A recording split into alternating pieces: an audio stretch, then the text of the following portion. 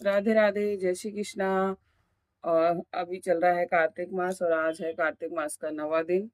और हम पढ़ेंगे ये कार्तिक महात्म्य में जिसका 12वां अध्याय, क्योंकि हम 3 दिन 2-2 अध्याय पढ़ चुके हैं, इसलिए हमारा आज 9वां अध्याय ना होकर 12वां अध्याय है।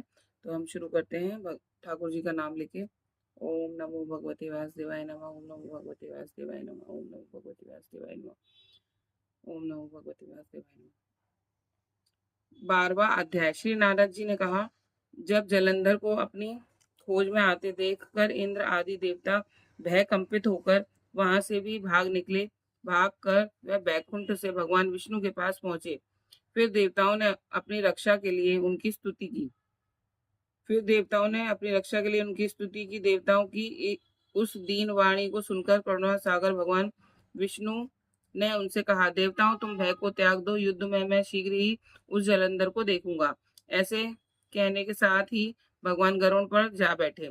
तब देवताओं सहित उन्हें युद्ध क्षेत्र की ओर प्रयाण करते देख समुद्र समुद्र तयना लक्ष्मी ने के नेत्रों में जल भराया और उन्होंने कहा, हे नाथ, यदि मैं सर्वदा आपकी प्रिय हूँ और भक्त हूँ, तो मेरा भाई आप द्वारा युद्ध में कैसे मारा जाना चाहिए।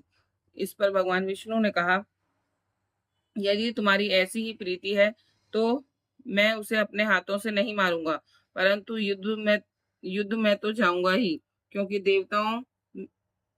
देवताओं में मेरी बड़ी स्तुति की है।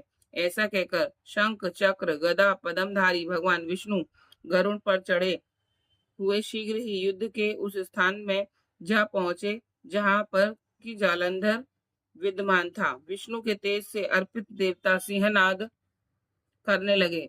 फिर तो गरुण के पंख पल्लव गरुण के पंखों की प्रबल वायु से पीड़ित हो दैत्य इस प्रकार घूमने लगे जैसे आंधी से बादल आकाश में घूमते हैं। तब अपने वीर दैत्यों को पीड़ित होते देख जलंधर ने क्रुद्ध होकर भगवान विष्णु को अद्भुत वचन कहकर उन पर कठोर आक्रमण कर दिया।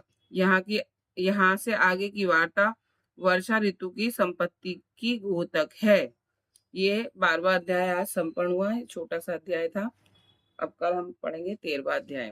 राधे राधे।